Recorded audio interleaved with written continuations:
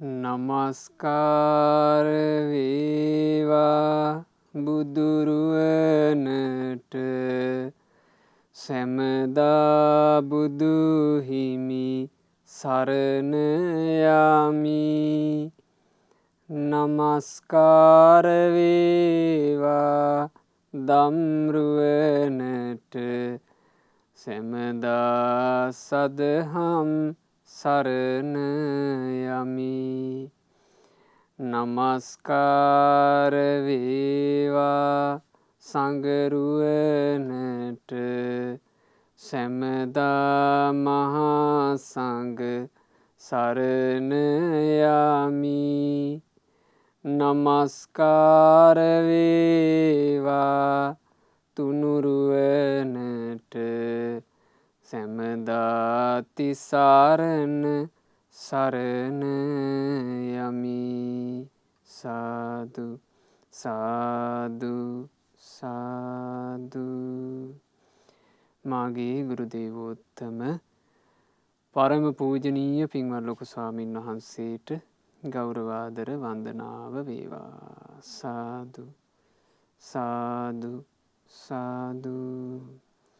සදහවත් වාසනාවන්ත පින්වතුනේ, අද දවසේ මේ උතුම් ධර්ම දේශනාවට දායකත්වයන් එකතු කරනවා ශ්‍රද්ධහා මාසික ධර්මදාන සාමාජිකාවන් පිරිසක් විසින්. ඒ පින්වතුල්ලාගේ උතුම් ධර්මදාන දායකත්වයෙනුයි අද ධර්මය ඔබ මේ විදිහට ශ්‍රවණය කරන්නේ. ධර්මදානය කියලා කියන්නේ පින්වතුනේ මේ ලෝකයේ තියෙන සියලු දාන අතරේ අග්‍රදානය. සදහවත් වාසනාවන්ත පින්වතුනේ, අද දවසේ මේ උතුම් ධර්මදේශනාව සඳහා දායකත්වය දරනු ලබන්නේ ශ්‍රද්ධහා මාසික ධර්මදාන සාමාජිකාවන් පිරිසක්. ඒ පින්වතුල්ලාගේ දායකත්වයෙනුයි අද ධර්මය ඔබ මේ විදිහට ශ්‍රවණය කරන්නේ. ධර්මදානය කියන්නේ පින්වතුනේ මේ ලෝකයේ සියලු දානයන් අතරේ අග්‍රම දානය. අද දවසේ ඒ අමා නිවන් දුටු රහත් තෙරණිවරු මේ දේශනාවේදී ඒ ධර්මදානය සිද්ධ කරලා සංසාර ගමනේ ධර්මදානය සිද්ධ කරලා සැපවත් වෙච්චි උතුම් ජීවිතයක් ගැනයි අපිට ඉගෙන ගන්න ලැබෙන්නේ. සුක්කා තෙරණිය, සුක්කා කියන අරහත් උත්තමාවි අරහත් තෙරණිය, ඇය මේ සාංසාරික ගමනේ එනකොට බුද්ධ ශාසන ලැබිච්චි ජීවිතේ කරලාම තියෙන්නේ ධර්මදානය. හරියට බුද්ධ ශාසන මුණ ගැහිලා තිනවා. එක දිගට බුද්ධ ශාසන මුණ ගැහුණා. බොහෝ දුරට මේ එක දිගට බුද්ධ ශාසන මුණ ගැහෙන්න හේතු වෙන්නත් ඇත්තේ ධර්මදානමය පින. ඇගේ චරිතාපදානය ආරම්භ වෙන්නේ අටුවා පොත් වහන්සේලාගේ ඇගේ චරිතාපදාන සටහන තියෙන්නේ විපස්සී බුද්ධ ශාසනයේ ඉඳලා. විපස්සී බුදුරජාණන් වහන්සේගේ කාලයේ මීට 91 කල්පයකට පෙර ඇය මනුස්ස දුවක් වෙලා ඉපදිලා හිටියා. තරුණ වයසේදීම විපස්සී බුදුරජාණන් වහන්සේගේ ශාසනයේ භික්ෂුණීන් අතරේ පැවිදි වුණා. පැවිදි වෙලා ඇය අන් අයට ධර්මයේ කියා දෙන්න පටන් ගත්තා. ධර්මයේ කියා දෙන්න යනකොට ධර්ම කතාවට හරි දක්ෂයි. ඒ ධර්ම කතාවට දක්ෂ නිසා ධර්ම කතික භික්ෂුණියක් බවට පත් වුණා. බොහෝ දෙනෙකුට ධර්මයේ පිහිට ඇය සලසලා දුන්නා. හැබැයි මේ විපස්සී බුද්ධ ශාසනය ඇය එච්චර බණ දහම් කියලා දීලත් ඇයට බැරි වුණා මාර්ගඵල අවබෝධ කරන්න. නමුත් ඇය ධර්මයේ කිව්වා. ඔන්න විපස්සී බුද්ධ කාලේ ධර්ම දානෙ දුන්නා. විපස්සී බුද්ධ ශාසනයේ ධර්ම දානෙ දීපු පිණින් ඈ උපදිනවා දෙව්ලොව. දෙව්ලොව ඉපදිලා ආයේ ඈ මනුස්ස ලෝකේ ඉපදිනවා. සිකී අරහත් සම්මා සම්බුදුරජාණන් වහන්සේ ලෝකේ පහළ වෙච්ච කාලේ. ඒ බුද්ධ ශාසනයෙත් පැවිදි වුණා. භික්ෂුණී සංඝයා අතරීම ඒ බුද්ධ ශාසනයෙත් ඈ ධර්ම කතිකයි. එක දිගට බණ කිව්වා. බොහෝ දෙනෙකුට ධර්මයේ පිහිට හදලා දුන්නා. ඇය මාර්ගඵල අවබෝධ කළේ නැහැ. ඒ ජීවිතෙමුත් චුත වෙලා යලි සුගතිය උපන්න ආයේ මේ වෙස්සබූ බුදුරජාණන් වහන්සේගේ ශාසනෙත් ඇයට මුණ ගැහුණා. ඒ ශාසනය ගත්තත් ඒ විදිහමයි. භික්ෂුණී සංඝයා අතරේ පැවිදි වෙලා ඇය ධර්ම කතික භික්ෂුණියක් වුණා. ගොඩාක් බණ දහම් කියලා දුන්නා. ওই විදිහට පැමිණිලා මේ මහා භද්‍ර කල්පයේ මිනිසුන්ගේ ආයුෂ අවුරුදු 40000ක් වෙච්ච කාලේ කකුසඳ බුදුරජාන් වහන්සේගේ ශාසනෙත් මිනිසුන්ගේ ආයුෂ අවුරුදු 30000ක් වෙච්ච කාලේ කොණාගමන බුදුරජාන් වහන්සේගේ ශාසනෙත් මිනිසුන්ගේ ආයුෂ අවුරුදු 20000ක් වෙච්ච කාලේ කාශ්‍යප බුදුරජාන් වහන්සේගේ ශාසනෙත් කියන මේ ශාසන තුනේමත් ඈ භික්ෂුණී සංඝයා අතරේ පැවිදි වුණා. ධර්ම කතික භික්ෂුණියක් බවට පත් වෙලා බොහෝ දිනාට බණ දහම් කියලා දුන්නා. බලන්න ඇගේ ජීවිතේ ධර්ම දානමේ පිණින්ම පෝෂණය වෙවි ආපු එකක්. මේ මහා භද්‍ර කල්පේ 4 වෙනි අරහත් සම්මා සම්බුදුරජාණන් වහන්සේ විදිහට අපතිලෝ ගුරු ගෞතම සම්මා සම්බුදුරජාණන් වහන්සේ පහළ වෙද්දී ඕනෑ උපදිනවා රජගහ නුවර බොහෝම ධනවත් පවුලක. ඇගේ නම සුක්කා. මේ සුක්කා තරුණී ඊටාම තරුණ වයසේදීම ධම්මදින්නා කියන සම්බුද්ධ ශාසනයේ ධර්ම කතික භික්ෂුණීන් අතර අග්‍ර භික්ෂුණියව ඇසුරු කරනවා. ඇගෙන් ධර්මය අහනකොට ඇයට හිත පැහැදුනා. ධම්මදින්නා අරහත් උත්තමාවිය සමීපයේ පැවිදි වුණා. පැවිදි වෙලා නොබෝ කලකින්ම සියලු කෙලෙස් නසා අරහත් තෙරණියක් බවට පත් වුණා සුක්කා අරහත් තෙරණින් වහන්සේ. දැන් බලන්න මේ සංසාර ගමනේ පින්පුරාගෙන එන වැඩපිළිවෙල ගැන හොඳට තේරුම් ගන්න පුළුවන් තැම්මේ. විපස්සී බුද්ධ කාලෙත් අග්‍ර ධර්ම දානෙ දුන්නා. හැබැයි මාර්ගඵල ලැබුවේ නැහැ. පින රැස් වුණා. සිකී වෙස්සබු බුද්ධ ශාසන වලත් අග්‍ර වූ ධර්ම දානෙම දුන්නා. ඇයට මාර්ගඵල ලබන්න බැරි වුණා. හැබැයි පින රැස් වුණා. ඒ රැස් වෙන පින විසින් ඇයට සුගතිය ආරක්ෂා කරලා දුන්නා. පින රැස් කරගන්න වැඩපිළිවෙල ඇයට ආරක්ෂා කරලා දුන්නා. පින රැස් කර ගැනීමේ අවස්ථාව පින විසින්ම ඇයට හදලා දුන්නා. ඒ නිසා පින්වතුනි පින් කිරීම කියන එක නම් ජීවිතේ මගහැර නොගෙන කළ යුතු එකක්. කවදාවත් පින කියන එකට ප්‍රමාද වෙන්න එපා. මේ බුද්ධ ශාසනයේ අරහත් උත්තමාවියන්ගේ රහතන් වහන්සේලාගේ මේ චරිතාපදාන ගැන අපිට මේ අපේ යතිවරයන් වහන්සේලා සටහන් ඉතිරි කරලා තියෙන්නේ ඇයි? මේ උදෙසාමයි. සංසාර ගමනක පින් කරොත් ඒ ගමන වෙනස් වෙන හැටි. පින් නොකර යන සංසාර ගමන ඊටාම බිහිසුණුයි දුක්ඛිතයි. පින රැස් කර යන සංසාර ගමනෙත් දුක උරුම වෙනවා. මොකද සංසාරේ දුක නිසා. හැබැයි ඒ දුක් අතරේ පින් රැස් කරපු ජීවිතේට සත්පුරුෂයාගේ ආශ්‍රය, තව පින් කරගන්න තියෙන අවකාශය මේවා මුණ ගැහෙනවා. පින විසින් තමයි යලි පින් කිරීමේ අවස්ථාව හදලා දෙන්නේ. පින විසින් යලි පින් කිරීමේ අවස්ථාව හදලා දෙනකොට එයා ඒ මොහොතේ පින් කළොත් ඒ පින යලිත් පින් කරන්න අවස්ථාවක් හදලා දෙනවා. එහෙම තමයි මේ වැඩපිළිවෙල යන්නේ.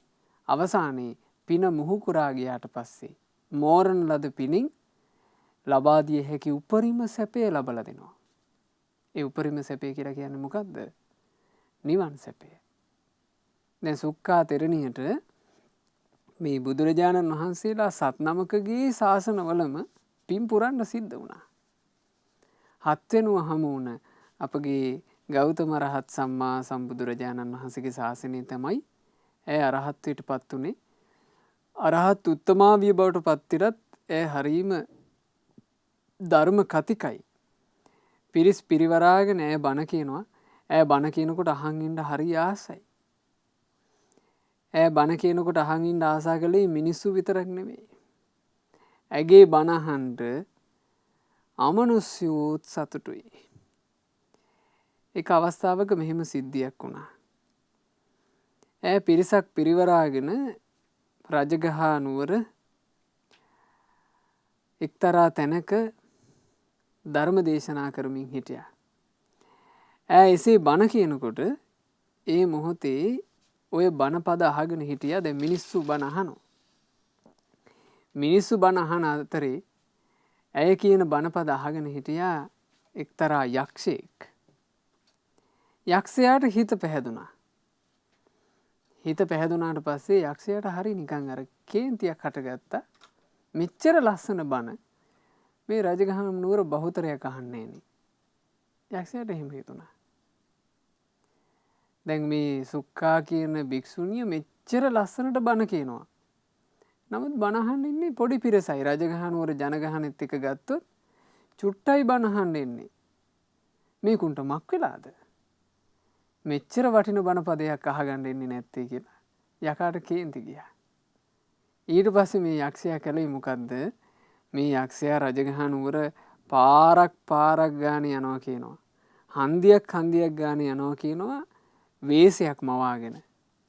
වේශයක් මවාගෙන ගිහිල්ලා රජගහ නුවර මිනිස්සුන්ට හිතට වදින්න මෙහෙම කිව්වා. සුක්කා භික්ෂුණිය දේශනා කරන්නේ බුදු සමිඳුන් වදාළ ශ්‍රී සද්ධර්මයයි. ඉතින් ඒ ධර්මය අහන්ට මේ මිනිස්සු එන්නේ නැත්නම් මේ රජගහ නුවර මිනිස්සු ඉන්නේ මත්පැන් බීලා වෙරි වෙලා නිදාගෙන ඉන්න උදවිය වගේ. මේකුම් බීලා වෙරි වෙලා දින්නේ මේ බණ අහන්න නැත්තේ කියලා යකෙක් කිව්වා ඒ කාලේ. බණ අහන්න නැතිකොට. ඇයි වින්වතුනේ ධර්මය ඇහිීමෙන් තමයි ජීවිතේට හැබෑවටම සුවයක් ශාන්තියක් සැපයක් සතුටක් උපදින්නේ. ඒ ධර්මයටම අවධානය යොමු කරන්නේ නේ. ඒ ධර්මයටම අවධානය යොමු කරන්නේ ඇයි හේතුව? මත් වෙලා සිහිය පත නැතුව ඉන්නේ. සාමාන්‍ය මිනිස්සයා සාමාන්‍ය ධර්ම අවබෝධ නොකරපු ජීවිතේ ධර්මයේ ගැන වැටහීම් මාත්‍රයක් නැති ජීවිතේ මතය තුලම ඉන්නේ මත් වෙලා. ඒ මත්වීම කියලා කියන්නේ මොකක්ද? බුදුරජාණන් වහන්සේ දේශනා කළා මේ සත්වයාගේ ජීවිතේ කාරණා තුනක් තුල මත් වෙනවා. මේ මත් වෙන නිසා ඒවට කියනවා මද. මදය විසින් ඇති කරන්නේ කුමක්ද? මද පමාද. මදය විසින් ප්‍රමාද කරන්නේය. මදය විසින් ප්‍රමාද කරන්නේ කුමක්ද? කුසලයට ප්‍රමාද කරන්නේය. පිනට ප්‍රමාද කරන්නේය. යහපතට ප්‍රමාද කරන්නේය. ඒක තමයි මදයක් විසින් කරන දේ. ඒ මද මොනවද? ආරෝග්‍ය මද. චුට්ටක් ලෙඩ නොවී තියෙනකොට මේ ශරීර කූඩුව මත් වෙනවා. අපට ඔය ලෙඩ නෑනේ. අපිට ලෙඩ නෑ. අපි ඉතින් නිරෝගී අයනේ. මත් වෙනවා. වෙරි වෙලා. අනිත් අයගේ වගේම ශරීර කූඩුවක් Tamanට තියෙන්නේ. අනිත් අයට ඇදෙන ඕන ලෙඩක් Tamanටත් හැදෙන්න පුළුවන් කියලා. එහෙම නෑ. හිතනවා මේ මම ලෙඩ වෙන්නේ නෑනේ. දැන් මේ කාලේ වුණත් ඔය සෞඛ්‍ය උපදෙස් ආදී ඇතැම්මු පිළිපදින්නේ නෑනේ. වෙරි මත් වෙලා. ඇයි හිතනවා අනිත් අයට වැළඳුනාට අපට නැත. ඒකට තමයි කියන්නේ වෙරිය. සිහිය පත නැතිකම. එතකොට ඒ එක මත්වීමක්. ඊළඟට බුදුරජාණන් වහන්සේ දේශනා කළා යොබ්බන මද යෞවන මදේ චූට්ටක් මේ ශරීරයට හයිය හත්තිය තියෙනකොට තරුණකම තියෙනකොට ඒකට වෙරි වෙනවා. ඒකට වෙරි වුණත් සිහිය නුවණ අහිමි වෙලා යනවා. ඊළඟ එක ජීවිත මද ජීවිතය ගැන මත් වෙනවා. මේ ජීවිතේ ජීවත් වෙනකොට මේ ජීවිතේ මැරෙනවා කියන අදහස නැහැ. මත් වෙනවා. ඕන්න ඔය මත් වීම ඇත්තටම බීලා වෙරි වුණා වගේ තමයි.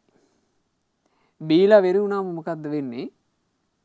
සිහිය නුවණ අහිමි වෙනවා. ආරෝග්‍ය මදයෙන් මත් උනත්, යෞවන මදයෙන් මත් උනත්, ජීවිත මදයෙන් මත් උනත් ඒ වෙන්නේත් ඒ ටිකමයි. සිහිය අහිමි වෙනවා, නුවණ අහිමි වෙනවා. බීලා වෙරි වුණා වගේ තමයි. ඒ කෙනාට කොහොම මතකයි. එහෙම වුණා භාග්‍යතුන් වහන්සේ වැඩ ඉන්න කාලෙම එක කාන්තාවෝ පිරිසක්. එතන හිටිය සුළුපටු කාන්තාවෝ පිරිසක් නෙවෙයි, කාන්තාවෝ 500ක්. හොඳ කුල කාන්තාවෝ, හොඳ වංශවත් අය. මේ වංශවත් පැලැන්තියේ කාන්තාව 500 දෙනා කතා වුණා කියනවා මේ නිවාඩු දවසක විනෝද චාරිකාවක යන්න. එතකොට මේක සුළුපටු විනෝද චාරිකාවක් නෙවෙයි 500ක කාණ්ඩයක් යනවා කියලා කියන්නේ මේක අමුතු පහේ විනෝද චාරිකාවක්. ඒ කාලේ තිබුණ රථේ ඉතින් කරත්තනේ. දැන් මේලා කරත්ත කීපයක නැගිලා හොඳ හැඩට ඇඳ පැළඳගෙන අවශ්‍ය කරන බඩු භාණ්ඩ ආදියත් අරගෙන මේගොල්ලන්ගේ විනෝද චාරිකාවට ට්‍රිප් එකට නික්මුණා. දැන් නික්මිලා මේගොල්ලෝ යනකොට මේගොල්ලන්ට යන්න තියෙන්නේ සැවැන්නුවර අපේ විසාකා මහෝපාසිකාවගේ මන්දිරයේ ඉස්සරහින්. විසාකා මහෝපාසිකාව කියලා කියන්නේ මහා සම්භාවනීය කාන්තාවක් සමාජයේ හිටපු. විසාකාවගේ මන්දිරයේ ගාව ඉස්සරහින් යනකොට විසාකා එළියේ හිටියා. එළියේ ඉන්නකොට මේ කාන්තාවන්ට බෑ විසාකාව බලා කරත්තේ නැගලා මේ නොදැක්ක වගේ යන්න බෑ. කරත්ත නැවැත්තුවා. නවත්තලා ඉතින් විසාකාට කතා කරලා යන්න බැස්සා. විසාකා අහනවා මේ මහා නැගණිවරු පිරිසක් එකතු වෙලා කොහේ යනවද? කිව්වා කණ්ඩි ඉතින් අපි පොඩි නිවාඩුවක් හදාගෙන අපි විනෝද චාරිකාවක යන්න කල්පනා කළා සතුටු වෙන්න සිරි නරඹන්න. එතකොට විසාකා අහනවා නැගණිවරු සිරි නරඹන්න යොදාගත්තේ කොහේද? එතකොට කියනවා අක්කණ්ඩි ඉතින් අසවල් වනාන්තරයේ තියෙනවනේ. ඒ වනාන්තරයේ තමයි අපි සිරි නරඹන්න කියලා කල්පනා කළේ. එතකොට විසාකා කියනවා අයියෝ ඒ වනාන්තරයට වඩා කොච්චර ලස්සනද සැවැත්නුවර ජේතවනාරාමේ. ජේතවනාරාමේ නුවේ ලස්සන. එහෙ නොවේ බලන්න දේවල් තියෙන්නේ. නැගෙනවරු ලස්සනට සිරි නරඹලා අද සතුටු වෙන්න යන ගමන නිසා. ඉතින් මාත් එකතු වෙන්නම් අපි යමුකෝ ජේතවනාරාමයට කිව්වා. විසාකාගේ වචනේ අහක දාන්න බෑ. විසාකා කියන්නේ සම්භාවනීය කාන්තාවක්. පිළිගත් කාන්තාවක්, ගෞරවනීය කාන්තාවක්, ප්‍රභූ කෙනෙක් අහක දාන්න බෑ. ඇතැම් වූ කැමැත්තෙන්, ඇතැම් වූ අකමැත්තෙන් මේකට කැමති වුණා. කරත්ත ටික හැරෙව්වා. විසාකාත් කරත් එක නැගලා දැන් විසාකාව යනවා තමන්ගේ ඒ මිත්‍ර නැගණිවරුත් එක්ක සැවැත්නුවර ජේතවනාරාමයට.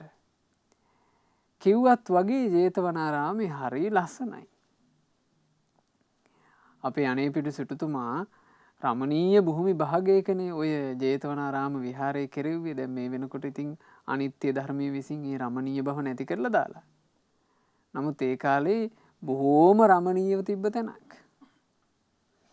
විසාකා මහෝපාසිකාව ජේතවනාරාමේ තියෙන ලස්සන තැන්වලට මේගොල්ලන් එකතු කරගෙන ගියා. එකතු කරගෙන ගිහිල්ලා ඒ ලස්සන තැන් පෙන්නවා. පෙන්නලා ටික වෙලාවක් ගියාට පස්සේ විසාකා කියනවා දැන් නැගෙනවරු ඇවිදලා මහන්සිත් එක්කනේ. අපි පොඩ්ඩක් ජේතවනාරාමේ ධම්සභා මණ්ඩපයට ගොඩ වෙලා එතන ශාලාවේ විවේකීකුත් ගමු. ඒ විවේකී ගන්න ගමන් භාග්‍යතුන් වහන්සේගෙන් බණපදයකුත් අහමු. මම බුදුරජාණන් වහන්සේ වැඩ ඉන්නවාද කියලා බලලා ඉන්නම් කියලා ඔන්න විසාකා පිටත් වුණා. පිටත් වෙනකොට මේ 500 කාණ්ඩ හිටියා ටිකක් නොහික්මුණු පහේ කාන්තාවෝ. මේ කාන්තාවෝ මෙතෙන්ට අදහසක් ගෙනාවා. කාන්තාව කිව්වා මදේ අපිට වෙච්ච එක. අද මේ සන්තෝෂ වෙන්න ගිහිල්ලා. අපි යන්න හිටියේ කොච්චර නිදහසේ මේ මහා වනාන්තරය ඇතුළට ගිහිල්ලා පොඩ්ඩක් මත්පැන් බීලා මත් වෙලා අපි එහෙමනේ සතුටු වෙන්න හිතන් හිටියේ. දැන් ඒ ඔක්කොම ඉවරයි. ඒ නිසා දැන් ඔය මේ ගෙනාපු මත්පැන් ටික විසාකා එහෙ මෙහෙ වෙච්ච වෙලේ ඕන්න බීලා දාමු කිව්වා. ඒ අදහස දැම්මා විතරයි ඔක්කොමලාට ඒකේ හිත පිහිටියා.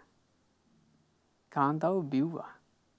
පුංචි කුප්පි වල තිබ්බා මෙයාලා ළඟ ගෙනාපු මත්පැන් මේවා බිව්වා. බීලා දැන් කාන්තාවෝ ටික ඉන්නේ වෙරි වෙලා. බුදුරජාණන් වහන්සේ උතෙන්ට වැඩම කළා. භාග්‍යතුන් වහන්සේ වැඩම කොට ධර්මාසනයේ වැඩ ඉඳලා ධර්මයේ දේශනා කරන්නට ආරම්භ කරනකොට කුරවී කෙවිල්ලකගේ නාදය පරදන ඒ මිහිරි වූ භාග්‍යතුන් වහන්සේගේ ස්වරය. දැන් මේගොල්ලන්ට ස්වරය විතරක් ඇහෙනවා කියන්නේ මොකද්ද කියලා තේරෙන්නේ. ඒ ස්වරයේ හඬට වසඟ වුණා. වසඟ වෙලා මෙතන හිටපු එකට මේක දැන් ගීතයක් වගේ ඇහෙන්නේ. අප්පුඩි ගහන්න පටන් ගත්තා. තවත් එක කාන්තාවක් ඒ අප්පුඩියට අනුව මේ ඇඟිලි වලින් තාල තියන්න පටන් ගත්තා. තවත් එක කාන්තාවක් හොඳට දිවත් නමලා විසිල් එකක් ගැහුවා.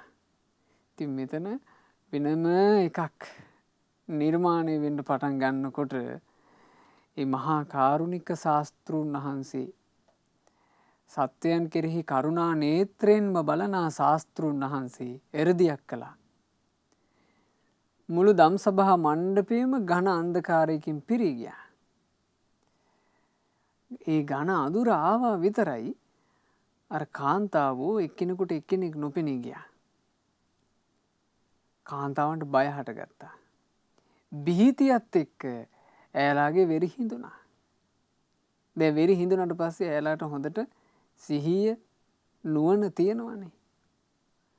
බීතියට පත් වෙලා සංවේගයට පත් වෙලා ඉන්න කාන්තාවන්ට ඒ අන්ධකාරයේම මිහිරි හඬක් ඇහෙනවා. කෝනුහාසෝ කිමානන්දෝ නිච්ඡං පජ්ජලතේ සති අන්ධකාරේන ඕනද්ධා පදීපන්න ගවෙස්සත. බුදුරජාණන් වහන්සේ අහනවා කෝනුහාසෝ මොන හිනාද, කිමා නන්දු මොන සතුටක්ද, නිච්ඡම් පජ්ජලිතේ සති හැම තිස්සෙම කෙලස් ගිනි වලින් ඇවිලි ඇවිලි 11 ආකාර වූ ගින්නකින් හැම තිස්සෙම ජීවිතය ඇවිලෙනවා. රාග ගින්නෙන් ඇවිලෙනවා, ද්වේෂ ගින්නෙන් ඇවිලෙනවා, මෝහ ගින්නෙන් ඇවිලෙනවා, ජරා ගින්නෙන් ඇවිලෙනවා, ව්‍යාධි ගින්නෙන් ඇවිලෙනවා, මරණ ගින්නෙන් ඇවිලෙනවා, ශෝක ගිනි, පරිදේව ගිනි, මේ විදිහේ 11 ගින්නකින් මේ ජීවිතය ඇවිලෙනවා.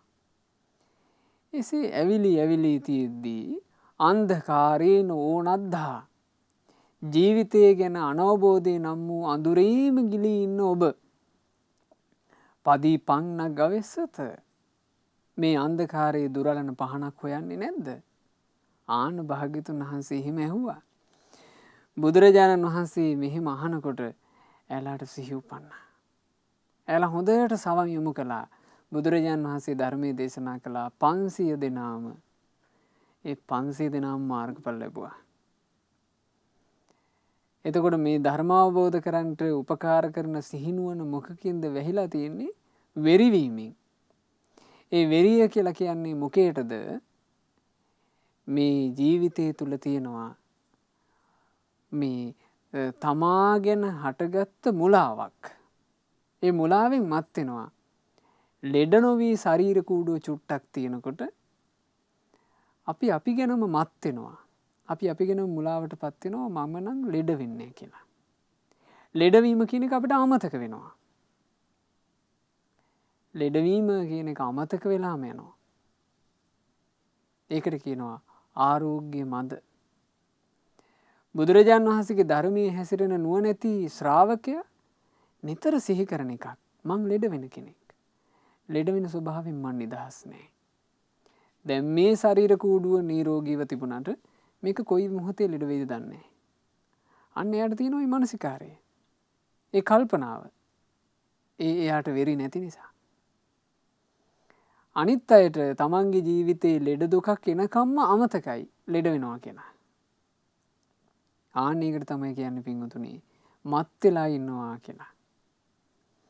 පුළුවන් මේ මත් වීමෙන් ගොඩ එන්න අපිට බුදුරජාණන් වහන්සේගේ ධර්මය මෙනෙහි කරොත්.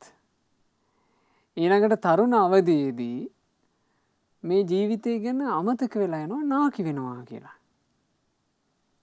තරුණ ඈයන්ට අමතක වෙලා යනවා. අපි නාකි වෙන අය. අපේ ශරීරات වැහැරෙනවා. අපිටත් එක තැන් වෙන්න වෙනවා. අපි ඔත්පල වෙනවා. අපිට බැරි ගැහෙනවා. ඒක අමතකයි. ඒක මතක් වෙන්නේ නාගේ වුණාම. නාකි වෙලා බැරි ගැහිලා අමාරු වෙනකොට තමයි මතක් වෙන්නේ හප්පේ මාත් නාකි වෙන මිනිස්සෙක් නේද මං නාකි වුණා නේද කියලා. එතකොට ප්‍රමාදයි. එතකොට හොඳටම ප්‍රමාදයි. ඒ හින්දා තමයි මද නැති කරගෙන වාසය කළ යුත්තේ. මද නැති කරගන්නේ බුදුරජුන්ගේ ශ්‍රාවකයා. සිහි කරනවා මමත් නාකි වෙන කෙනෙක්. නාකි වෙන ස්වභාවයෙන් මන් නිදහස් නැහැ. ආන් එහෙම හිතනවා. ඊළඟ එක ජීවිත මදේ. ජීවත් වෙන මනුස්සයාට අමතකයි මැරිලා යන්න වෙනවා කියන එක. ඒ හින්දා නොමරන උදවිය වගේ හිතාගෙන ඕන එකක් කර කර ජීවත් වෙනවා. හොඳිනුත් ජීවත් වෙනවා නරකිනුත් ජීවත් වෙනවා යහපතත් කරනවා අයහපතත් කරනවා පිනුත් කරනවා පවත් කරනවා ඔහේ ජීවත් වෙනවා. ඇයි අමතකයි මැරිලා යන්න වෙනවා කියන කාරණේ. ඒකත් මත්වීම. හැබැයි බුදුරජාණන් වහන්සේගේ ශ්‍රාවකයන්න් නිතර හිත වාසය කරනවා මම මරණයට පත් වෙන කෙනෙක් මට මැරිලා යන්න සිද්ධ වෙනවාමයි කියලා. මේ දේවල් කල්පනා නොකර වාසය කළොත් එහෙම පින්වතුනේ මේ දේවල් කල්පනා නොකර වාසය කරන කෙනා අන්ත අසරණ වෙනවා. අන්ත අසරණ භාවයට පත් වෙනවා. ඒ අසරණ භාවයේ බුදුරජාණන් වහන්සේ විස්තර විභාග වශයෙන් පෙන්වලා දෙන්න භාග්‍යතුන් වහන්සේ ජාතක කතාවක් වදාලා. ඒ ජාතක පුවතේ තියෙන මෙහෙම සිද්ධියක්. ඈත අතීතයේ බරණැස්පුරේ බ්‍රහ්මදත්ත කියලා මහා රජෙක් රජකම් කරන කාලේ හිමාල වනයේට වෙන්න චද්දන්ත කුලේ මහා හස්ති රාජයෝ වාසය කරලා තියෙනවා. ওই චද්දන්ත කුලේ හස්ති රාජයා කියලා කියන්නේ පින්වතුනි වර්තමානයේ අපි මේ ලෝකේ අපිට දකින්න ඉන්න අලියැත්තුන්ට වඩා ලොකු එමු. මහා සුවිශාල ශරීර තිබුණු හස්තියෝ. මේ චද්දන්ත කුලේ හස්තීන්ගෙන් හස්තී පිරිසක් අකාලී මිය පරලෝ ගියා. මරණයට පත් වෙන්න හේතුව මේ හිමාලයට වැටිච්ච අකල් වර්ෂාවක්. ඒ වැස්සට ඇත්තු උණ ගත්තා. උණ අරගෙන උණ සනීප වෙන්නේ නැතුව මේ ඇත්තු මැරුණා. මැරිච්චි ඇත්තුන්ගේ මෘත ශරීර දැන් ගහගෙන යනවා. ඒ ගහගෙන යනකොට මේ ගංගා කියන නදියේ මේක මුහුදට ගහගෙන යනවා. ඒ මුහුදට ගහගෙන යන මලකුණක් අහසේ ඉගිල්ලීගෙන යන කපුටෙක් දැක්කාය කියනවා. කපුටා දැකලා මේ කපුටා මේ ගංගාව මැද තියෙන මලකුණේ වැහුවා. ඒ මලකුණේ වහපු මේ කපුටා මේ මලකුණ කන්න පටන් ගත්තා. ඒ කනකොට මෙයාට තේරෙනවා මේකේ මස් ගොඩාක් තියෙනවා. ඊට පස්සේ මෙයා වටපිට බලනකොට මෙයාට පේනවා කපුටාට ගංගා නදියේ වටේට හොඳට වතුර ටිකක් තියෙනවා. එතකොට කපුටා කල්පනා කළා දැන් මට කන්නක් තියෙනවා. හොඳට බොණ්ඩක් තියෙනවා. කෑම බීම දෙකම තියෙනවා නම් මම මේ මලකුණේම läගගෙන ඉන්න එකනේ තියෙන්නේ. මොකටද ඉගිල්ලෙන්නේ? කපුටා එහෙම තීරණයකට ආවා. ඇවිල්ලා දැන් කපුටා ඉන්නේ මලකුණ උඩමයි. හිතන වෙලාවක නැගිටිනවා කනවා බොනවා ආයේ වකුටු වෙලා ඉන්නවා. මෙහෙම ඉන්නකොට මේ මෘත ශරීරයේ වේගෙන් ගහගෙන ගිහිල්ලා ඒ ගංගා නදියෙන් මහා සයුරට වැටුණා. මහා සාගරේ මැදටම ගහගෙන ගියා. මහා සාගරේ මැදට ගහගෙන ගියාට පස්සේ මේ කපුටා එදත් ඔන්න නැගිටලා මේ මලකුණට කොටලා බලනවා කණ්ඩ දෙයක්. දැන් කණ්ඩ දෙයක් නැහැ. දැන් මේ මෘත ශරීරේ මාළු විසින් කාලා ඊළඟට කුණු වෙලා ගිහිල්ලා දැන් තියෙන්නේ අර අලියාගේ හම්පොත්ත විතරයි. බඩ පිරෙන්න කණ්ඩ දෙයක් නැහැ. එතකොට කපුටට තේරුණා දැන් නම් අවසానයි. මං ගොඩාක් තියනවා කියලා හිතාගෙන හිටපු ඒවා ඔක්කොම දැන් අවසానයි. දැන් මං පිහිටක් හොයාගෙන යන්න ඕන. කපුට එහෙම හිතනවා. හිතලා කපුට ඉහළ අහසට නැගුණා. නැගිලා ඉගිලිලා ගියා උතුරට. උතුරු පැත්තට යනවා. ගොඩබිමක් නැහැ. කපුට කල්පනා කළා එහෙනම් දකුණට යන්න ඕන මං. ඌ දකුණට ගියා. දකුණේත් නැහැ. නැගෙනහිර බටහිර කිසිම පැත්තක පින්වතුනි පිළිසරණක් නැහැ. සිව් දිසාවෙන් පිළිසරණක් නැතිකොට ඌ හිත හදාගත්තා කමක් නැහැ එහෙනම් මම මෙච්චර කාලයක් හිටියේ මලකුණේනේ. මං ඉතුරු ජීවිතෙත් මැරෙනකන් ඔය මලකුණට වෙලා ඉන්නවා. එහෙම හිතාගෙන මලකුණ හොයාගෙන එනකොට ඒකත් නැහැ. මහා සාගරයේ රළගෙඩි විසින් ඒක තිබූ තැනින් වෙනස් කරලා. අවසානයේ කපුටාට කරගන්න දෙයක් නැතුව ගියා. මහා සාගරයේ ගොදුරක් බවට පත් වුණා. මහා සාගරයේ ගොදුරු බවට පත් වෙලා මේ දැන් සයුරේ මාළුවෝ කාලා මේ කපුටාගේ මේ කපුටු පිහාට්ටක් මහා සාගරයේ මැද තියෙනවා. ඒ කාලේ අපේ බෝසතාණන් වහන්සේ එරදි තිබුණු තාපසයෙක්. මේ තාපසින් වහන්සේ මුහුදට උඩින් අහසේ යනවා. යද්දී දකින්නවා කපුටු පිහාට්ටක්.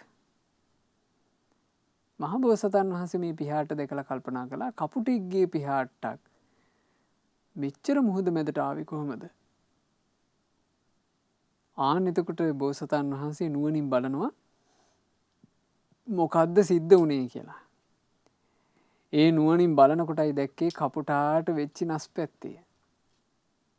බෝසතාණන් වහන්සේ කල්පනා කළා මිනිස්සුන්ටත් වෙලා තියෙන්නේ මේ කතන්දරේමනේ. මිනිස්සු මේ ජීවිතේ ලැබුණාට පස්සේ මේ ජීවිතේ ගැන මහා ඇල්මකින් අල්ල ගන්නවා. අපිට නම් දැන් ඔක්කොම තිබේ කියලා. අමතකයි තමන් නාකි වෙනවා, ලෙඩ වෙනවා, මැරෙනවා, තමන්ට ප්‍රිය අය වෙන් වෙලා යනවා. මේක අමතකයි. තමන් ආදරය කර කර ඉන්න ඒවා අය ඔක්කොම දාලා යන්න වෙනවා. මේක අමතකයි. ඒක අමතක කරගෙන ජීවත් වෙන මිනිස්සයාත් මේ කළු කපුටා වගේමනේ. අවසානයේ ඒක අමතක කරගෙන ජීවත් වෙලා ජීවිතේට ඒවා උරුම වෙනකොට වයසට යනවා කියන එක අමතක කරලා සිහි නොකර හිටියා කියලා හිතමු. සිහි නොකර හිටියාට පින්වතුනි නාකි නොවි ඉන්නවද? දැන් අද ඇතැම් මේ ධර්මයේ කියනකොට ඇතැම් උදවිය කියනවනේ. ඔය වයසට යෑම, ලෙඩවීම, මරණය ගැන ඌවා කියන්න එපා. ඌවා ඍණාත්මකයි කියලා. හරි අපි ඍණාත්මකයි කියලා ඌවා නොකිය හිටිය ගියමු. එහෙම නොකිය හිටියා කියලා නවතිනවද? වයසට යනවාමයි. ලෙඩ වෙනවාමයි. මැරෙනවාමයි. ජීවිතේ උරුමයයි. ජීවිතේ මොන දේ නොලැබුණත් ওই ටික ලැබෙනවනේ. ඒ ලැබෙන මොහොතට එනකොට අසරණයි. හරියට අර මහා සාගරේ මැද අසරණ වෙච්චි කපුටා වගේ. ඒ නිසා භාග්‍යතුන් වහන්සේ අපේ ශාස්ත්‍රුන් වහන්සේ ධර්මයේ තුල වදාළේ පින්වතුනි නිතර සිහිනුවන උපද්දගෙන සිහි කර කර වාසය කරන්න කිව්වා. මමත් වයසට යන කෙනෙක්, මමත් ලෙඩ දුකටපත් වෙන කෙනෙක්, මමත් මරණයටපත් වෙන කෙනෙක්. මම මැරිලා යන වෙලාවට මට මේ ප්‍රිය වනාප හැම වස්තුවක්ම අත්හැරලා දාලා යන්න වෙනවා. ඒ වෙලාවට මට පිහිටක් පිණිස පවතින්නේ මං විසින් හිතකය වචනෙන් කරලා තියෙන දෙයක්. එහෙම සිහි කරන්න කිව්වා. ඉතින් මේ කල්පනාව කෙනෙකුට ජීවිතේ තියෙනවා නම් ඒක කොච්චර රැකවරණයක්ද? ඒක කොච්චර රැකවරණයක්ද? තමන්ගේ ජීවිතය ගැන තමන්ට මෙහෙම කල්පනාවක් ඉපදිලා තියෙනවා නම්. ඉතින් මේ යක්ෂයා තව කිව්වා තංච අපටිවානියං අසේචනක මෝජවං පිවන්ති මඤ්ඤේ සප්පඤ්ඤා වලාහක මිවද්දගු. බුද්ධිමත් උදවිය නම් මේ ධර්මය අත්හරින්නේ නැහැ. යම් කෙනෙක් බුද්ධිමත් නම් බුද්ධිමත් අය, ඥානවන්ත අය, නුවණ තියෙන අය, ප්‍රඥාවන්ත අය මේ ධර්මය අත්හරින්නේ නැහැ. පඤ්ඤාවන්තස්සායන් ධම්මෝ නායන් ධම්මෝ දුප්පඤ්ඤස්ස. මේ ධර්මයේ ප්‍රඥාවන්තයාට මිසක් දුෂ්ප්‍රඥ වූ තැනැත්තාට නම් නොවේ. මේ ධර්මය ස්වභාවයෙන්ම රසවත්. මේ උතුම් ශ්‍රී සද්ධර්මය කියලා කියන්නේ ස්වභාවයෙන්ම රසවත් එකක්. ගුණධර්ම නැමැති රසවත් ඕජාවෙන් යුක්තයි. ධර්මයේ තුල තියෙන්නේ ගුණ ධර්ම නම් වූ රසවත් ඕජාව. කෙනෙකුගේ ජීවිතේ ධර්මයේ දියුණු වෙනවා කියලා කියන්නේ මොකද්ද?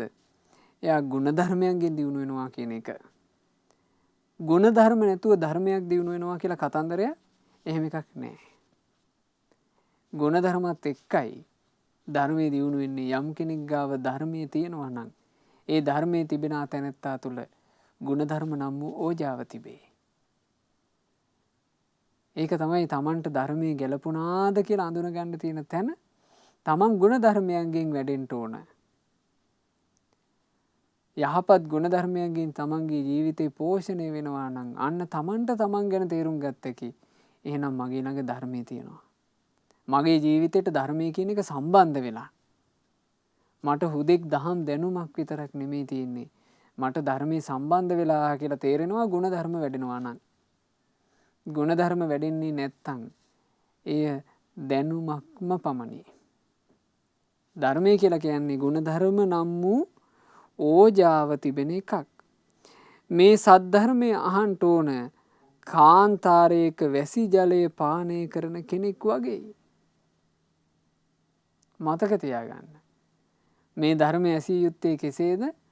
නිරුදක කතරක වැසි ජලය පානය කරනවා වගේ. නිරුදක කතරක වැස්ස ඉතා දුර්ලභයි. නිරුදක කියලා කියන්නේම කාන්තාර කියලා කියන්නේම වතුර නැති නිසා. වතුර නැති කාන්තාරයක වරසාව කියලා කියන්නේ ඉතාම දුර්ලභ එකක්. හැබැයි ඉතාම දුර්ලභව වැස්සක් වැටුනොත් ඒ නිරුදක කතරේදී වැස්ස කියලා කියන්නේ කොයිතරම් සැපේ එළවන දෙයක්ද?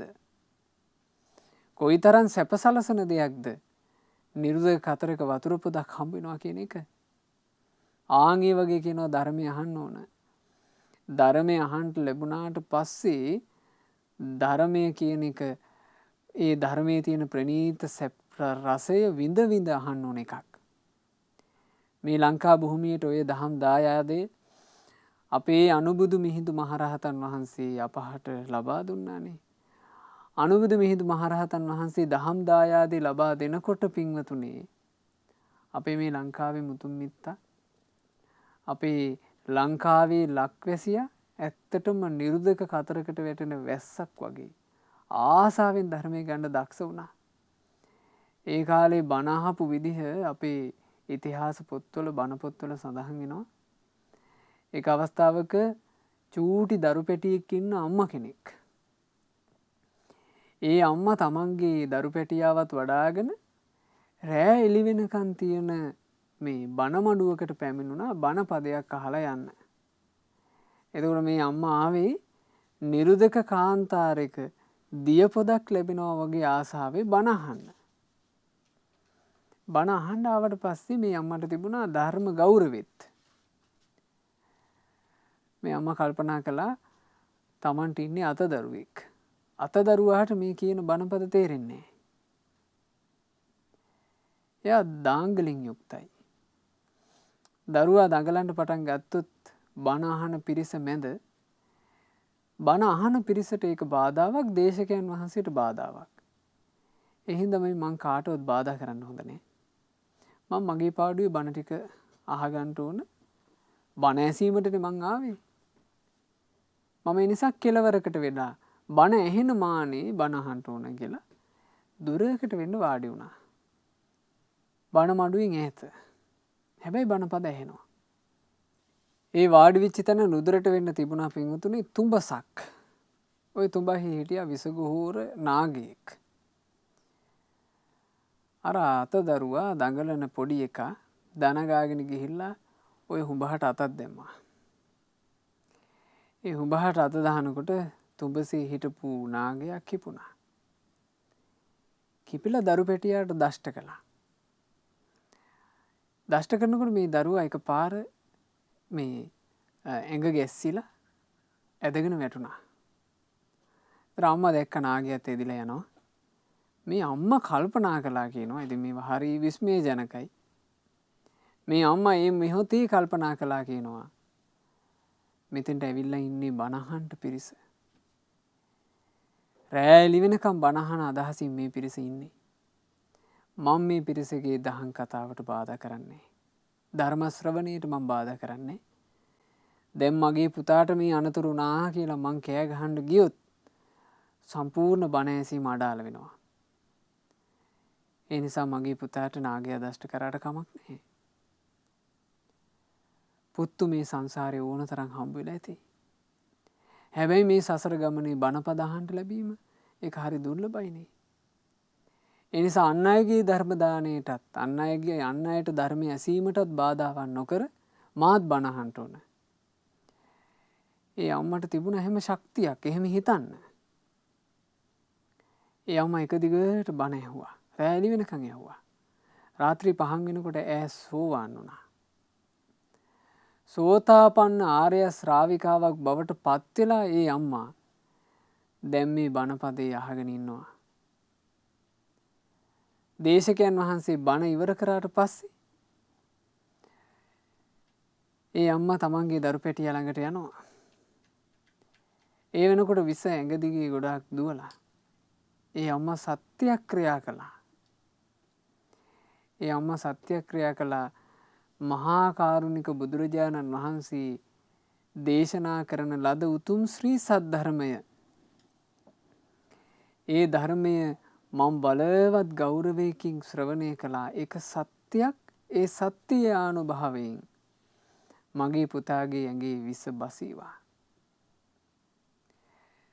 දේශකයන් වහන්සේ බණපද දේශනා කරනකොට එක වචනයක්වත් මගහැර ගන්න නැතුව නුවණින් විමසා මම බණ ඇහුවා. රෑ එළි වෙනකම්ම. ඒක සත්‍යයක්. ඒ සත්‍ය අනුහසින් මගේ පුතාගේ ඇඟේ විස බසීවා. මේ උතුම් ශ්‍රී සද්ධර්මය මේ සම්බුද්ධ ශාසනය ලංකා ධරණී තලයේ 5000ක් වසර තික්ම පවතිනවා කියන්නේ සත්‍යයක්. ඒ සත්‍ය අනුහසින් මාගේ පුත්‍රයාගේ ඇඟේ විස බැස ආවා. ආශ්චර්යයි, අద్භූතයි. ඒ ඇඟේ විස බැස ගියා.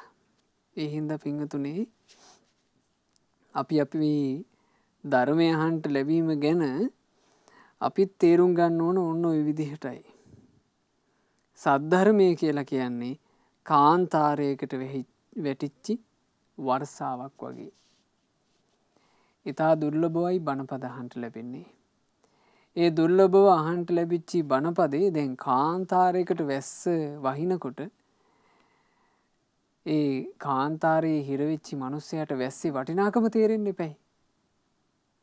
වැස්සේ වටිනාකමයි තේරෙන්න ඕන. මේක දුර්ලභ එකක්. මගේ ජීවිතේ සැප හදාගන්න මට ලැබිච්ච එකක්. එයා සැපේ හදාගන්න තමයි වෑයම් කරන්න ඕන. එහෙම තියෙද්දිත් ඇතැම් වෙලාවට අපිට දකින්න ලැබෙනවා ධර්මයේ වරදවා ගැනීම. ධර්මයේ තමන්ගේ ජීවිතේ සපෝට් කරගන්න නෙවෙයි ගන්නෙ. ධර්මයෙන් උඩඟු වෙනවා. එක්ක බණපදයක් දෙකක් ඉගෙනගෙන ඒක තමන්ට ඕන විදිහට මේ තමන් කැමති විදිහට නිර්වචනය කරගන්නවා. තමන්ගේ මති මතාන්තර වලට ගැලපෙන විදිහට. ඒක හරියට ඒ වගේ පුද්ගලයෝ ගැන අපට හිතෙන්නේ හරියට කාන්තාරයක යද්දි වැස්සක් ඇදහිල්ලා. ඒ වැස්සෙන් ගම් වතුරක් හැදිලා ඒ ගම් වතුරට ඇහුලා මැරෙනවා වගේ. හොඳට ධර්මය අහන්න ලැබිලා ඒ අහන්න ලැබුණු ධර්මයේ වර්ධවා ගැනීම නිසා ඒ තුලින් විනාශ වෙලා යනවා. කාන්තාරයකට වහපු වැස්සක් නිසා ඒ වැස්සට විනාශ වෙලා කෙනෙක් මැරුණා වගේ. ඒ නිසා ධර්මය අහන්න ලැබිච්ච වෙලාව වටිනාකම තේරුම් අරගෙන මනවින් බණ ඇසිය යුත්තේ. දැන් මේ අමනුෂ්‍යයෝ තමයි බණ ඇහිීමේ වටිනාකම මෙහෙම වර්ණනා කළේ. සුක්ඛා සුක්ඛේහි ධම්මේහි වීතරාගා සමාහිතා ධාරේති අන්තිමන් දේහං ජෙත්වා මාරං සවාහිනි. සුක්ඛා භික්ෂුණිය ඉන්නේ කුසල් දහම් වලින් යුක්තවයි. ඇය වීතරාගී. ඇයට තියෙනවා සමාහිත සිතක්. සේනා සහිත මාර්යාව ඇය පරාජය කළා. දැන් ඇය දරාගෙන ඉන්නේ අන්තිම සිරුරයි. ඕන් ඔය විදිහට එදා ඒ යක්ෂයා සුක්ඛා කියන උතුම් අරහත් භික්ෂුණියව වර්ණනා කළා. ධර්මයෙන් උපන්න ඒ භික්ෂුණියව එදා අමනුස්සයෙක් ඔය විදිහට වර්ණනා කළා. ඉතින් ඔය සුක්ඛාතරණිය කියලා කියන්නේ ධර්ම කතික භික්ෂුණියක්නේ. ඒ ධර්ම කතික භික්ෂුණිය නිසා පින්වතුනේ බොහෝ දෙනෙක් ජීවිතේ යහපත සලසගත්තා. බණ පද ඉගෙනගෙන ඒ බණ දහම් පුරුදු කරලා තමන්ගේ ජීවිතයට යහපත හදාගන්න මිනිස්සු වාසනාවන්ත වුණා. ඒ නිසා අද වුණත් අපි මේ ඉගෙනගත්ත කාරණාවලින් තේරුම් ගන්න ඕන අද වුණත් අපට මුණ ගැහිලා තියෙන්නේ කොයිතරම් වටින දෙයක්ද කියලා. බුදුරජාණන් වහන්සේගේ සද්ධර්මය කියලා කියන්නේ හරියට මේ සංසාරය කියලා කියන්නේ මහා කාන්තාරයක් නම් මේ කාන්තාරයට කලාතුරකින් වැටෙන වැහි පොදක් වගේ. ඒ කලාතුරකින් වැටෙන වැහි පොද අපිට මුණ ගැහිලා. මුණ ගැහිච්ච වෙලාවේ ඒකේ වටිනාකම යමෙක් තේරුම් අරගන්නේ නැත්නම් ඒ මිනිස්සු ගැන තේරුම් ගන්න ඕනේ හරියට බීලා වෙරි වෙච්ච අය වගේ. බීලා වෙරි වෙලා මත් වෙලා ඉන්න උදවියක් වගේ සිහියක් පතක් නැති උදවියක් වගේ තමයි මේ බණපද වලට අවධානයක් යොමු කරන්නේ නැති පාර්ශවේ. ඒ කාරණේ තේරුම් ගත්ත කෙනා වැඩියෙන්ම කළ යුත්තේ ධර්මයේ ඇසීමයි ධර්මයේ ඉගෙන ගැනීමයි. අපි අපේ ජීවිතේ පින්වතුනි අපිට මිනිස්සෙක් විදිහට උපදින්න ලැබිලා මේ ලංකා භූමියේ අපිට ලැබිච්ච ලොකුම ලාභේ අපට තේරෙන විදිහට බණ අහන්න ඉගෙන ගන්න ලැබීම. අපිට තේරෙන විදිහට අපිට යම් ජීවිතය ගැන වැටහීමක් ඇති කරගත හැකි විදිහට ධර්මය අහන්න ඉගෙන ගන්න ලැබීම. අපි හිතමු ධර්මයේ කොච්චර කතා කළත් වැඩක් නැහැනේ පින්වතුනි. අපිට තේරෙන්නේ නැත්තම් අපිට මෙහෙම බණපද වැඩක් නැහැනේ. අපි හිතමු යම් දේශකයන් වහන්සේ නමක් ධර්මාසනේ වාඩි වෙලා යමක් කියනවා. අපිට ජඹූරයි කියලා තේරෙනවා. හැබැයි අපිට මොකුත් තේරෙන්නේ නැහැ. ඉතින් ඒකෙන් අපිට ඇති වැඩේ මොකද්ද? ජඹූරු එකක් කිව්වා. කිව්වේ මොකද්ද කියලාවත් තේරුන්නේ නැහැ. ඒ තරම් ගැඹුරුයි. ඒක මොන ආශිර්වාදයක්ද? ඒක කිසි අර්ථයක් නැති එකක්. අපිට කියපු බණපදේ තේරෙනවා නම් අපේ ජීවිතය ගැන යම් වැටහීමක් එනවා නම් ඒක නේද වටින්නේ. එයයි වටින්නේ.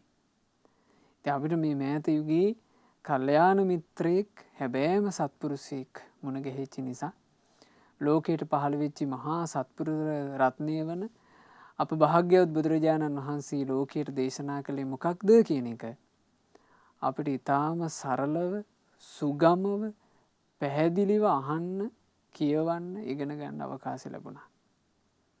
කාන්තාරයක වැහිපොද වගේ. කාන්තාරයක වැහිපොද වගේ. ඒ කාන්තාරයක වැහිපොද වගේ ලැබිච්ච මේ සද්ධර්මය අපි අපේ ජීවිතය ගැන නුවණින් විමසා ඉක්මනින් ධර්මයේ ගලපා ගන්න මහන්සි ගන්න ඕන. ජීවිතය කියලා කියන අවිනිශ්චිත එකක්. ජීවිතේ වේගින් වෙනස් වෙවි යනවා. අපි හැමදෙනාම පින්වතුනි මේ උපන්න ජීවිතේ එකම උරුමයක් අපි හැමදෙනාට තියෙනවා. අපි නොයෙක් රූප වලින් ඉපදිලා ඉන්නවා. නොයෙක් මේ කුලවල අපි ඉපදිලා ඉන්නවා. නොයෙක් පවුල් පැලැන්ති අපේ වත් පොහොසත්කම් වලින් අපි වෙනයි. ඊළඟට අපි ගත්තොත් උගත් නූගත්කම් වලින් අපි වෙනයි. අපි කරන රැකී ආරක්ෂා වලින් වෙනයි. අපිට මේ වෙනස්කම් අපිට තියෙනවා යම් වෙනස්කම්. හැබැයි අපි හැමදෙනාම එක කරුණකදී පොදුයි. අපි නාකි වෙනවා. ඒකෙදී අපි පොදුයි. නාකි වීම කියන කාරණේ මේ පාට වශයෙන් කුල වශයෙන් බෙදිලා නැහැ. නැවැත්විය නොහැකි කිසිසේත් නැවැත්විය නොහැකි නාකි වීම කියලා එකක් අපිට තියෙනවා. ලෙඩ දුක් උරුම කරගන්නවා කියලා එකක් අපිට තියෙනවා. මරණය කරා යනවා කියලා එකක් අපිට තියෙනවා. මේවා කොයි වෙහෙලේ දැන් වයසට යෑම නම් අනුක්‍රමිකව වෙන එකක්. නමුත් අනිත් දෙක කොයි වෙලේ ලෙඩ වෙයිද කියලා කියන්න බෑ. කොයි වෙලේ මරණය පැමිණෙයිද කියලා කියන්න බෑ. අවිනිශ්චිතයි. ඒ නිසා කාන්තාරයකට වැටිච්චි දියපොදක් වගේ මේ සද්ධර්මය අපිට ජීවිතයට ගන්න තියෙන්නේ බොහොම ටික කාලයක්. ඒ කාලයේ කොයි මොහොතක කොතැනකදී සිඳී යයිද ඒ අවස්ථාව අපිට කෙසේ අහිමි වෙයිද කියලා අපි කාටවත් කියන්න පුළුවන් කමක් ඇත්තේ නෑ. ඒ නිසා හොඳට ඒ කාරණේ තේරුම් අරගෙන අපිත් අපේ ජීවිතේට ධර්මයේ ගලපා ගන්නටයි මහන්සි ගත යුත්තේ. මේ ධර්මයේ තුලින් පරිපූර්ණ වශයෙන් ජීවිතේ සැපවත් කරපු උත්තමාවියන්ගේ උතුමන්ගේ ජීවිත ගැන අහලා අපිත් අදිෂ්ඨානයක් ඇති කරගනිමු. අපිත් ඒ උතුම් රහතන් වහන්සේලා හැසිරුණු උතුම් ශ්‍රී සද්ධර්මයේ හැසිරිලා ඒ අරහත් උත්තමාවියන් පුරුදු කරපු උතුම් ශ්‍රී සද්ධර්මයේ පුරුදු කරලා අපිටත් මේ ගෞතම සාසනය තුල ඒ රහතුන් නිවී සැනසුන අමා මහ නිවනේ සැනසෙන්න ලැබේවා. සාදු සාදු සාදු. රැස් කළා වූ සියලු පින් සියලු දෙවියෝ සතුටු සිත් උපදවාගෙන අනුමෝදන් වෙත්වා. සක්දෙවිඳුන් සතරවරන් දෙවිවරු සෙන්පති දෙවිවරු ප්‍රධාන සියලු දෙවියෝ පින් අනුමෝදන්ව දෙවියෝ දිව්‍ය සැපයෙන් වැඩේවා. ඒ දෙවියෝ අප හැම දෙනාටම දෙවියන්ගේ සියලු ආරක්ෂාව ආශිර්වාදය උපකාරය නොඅඩුවම සලසා දෙත්වා. දෙවියෝද සසර දුකින් අත මිදේවා. සාදු සාදු සාදු. අප හැම දෙනාගේ කල්යාණ මිත්‍ර ගුරු දේවෝත්තම පරම පූජනීය පින්වත් ලොකු ස්වාමීන් වහන්සේට පින් අනුමෝදන් වෙලා පින්වත් ලොකු ස්වාමීන් වහන්සේ නිදුක්ව නිරෝගීව දීර්ඝායුෂ ලබත්වා ගෞතම සාසනය තුල උතුම් වූ චතුරාර්ය සත්‍ය ධර්මය පරිපූර්ණ වශයෙන්ම අවබෝධ කර ගනිත්වා. සාදු සාදු සාදු. රැස් කළා වූ සියලු පුණ්‍ය ධර්මයන් අද ධර්ම දානය සිදු කරන පින්වතුන්ලාගේ නමින් 2019 ඔක්තෝබර් මාසයේ 29 වන දින මිය පරලෝ ගිය පින්වත් දයාරත්න ජයතුංග පියාණන්ට මේ සියලු පින් අනුමෝදන් වෙත්වා. මියගිය LPH පෙරේරා මෑණියන්ට පින් අනුමෝදන් වෙත්වා. නමින් මිය ගියා වූ සියලු ඥාතීන්ට හිත මිත්‍රාදීන්ට පින් අනුමෝදන්ව ඥාතීන්ගේ පරලෝ ජීවිතේ සැපයටම පත්වෙත්වා කියන ප්‍රාර්ථනාවෙන් පින් අනුමෝදනා සිදු කරන්න. සුජීවත සිටින පියසේන ලොකු හෙට්ටි පියාණන්ට, චන්ද්‍රතිලක පියාණන්ට, කරුණාසේන කෝට්ටේආරච්චි පියාණන්ට, දයා කොටපමුණ මෑණියන්ට, කේමා රණවක මෑණියන්ට සහ සුනන්දා වික්‍රමසිංහ මෑණියන්ට යන ඒ පින්වතුන්ලාගේ ඥාති හිතයිසී සියලු දෙනාට මේ සියලු පින් අනුමෝදන් වෙත්වා. අනුමෝදන් වෙත්වා. අනුමෝදන් වෙත්වා. නිදුක් නිරෝග සුව දීර්ඝායුෂ සැලසෙත්වා.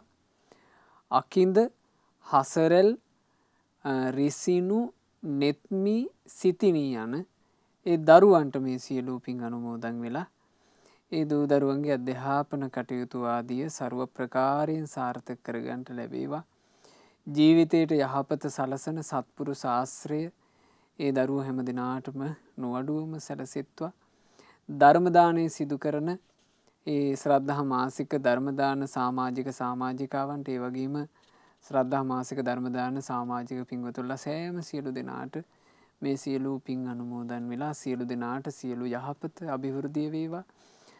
ශ්‍රද්ධා කාර්ය මණ්ඩලයේ හැම දෙනාටත් සුපින්වත් ඔබ සෑම සියලු දෙනාටත් මේ ගෞතම සාසනය තුල සුවසේම ධර්ම අවබෝධ කරන්ට වාසනාව ලැබේවා. ඔබ හැම දිනාටම තෙරුවන් සරණයි. නමෝ බුද්ධාය. මෙවැනි වටිනා ධර්ම දේශනා ශ්‍රවණය කිරීමට ශ්‍රද්ධා ඩේලි YouTube චැනලය සබ්ස්ක්‍රයිබ් කරන්න.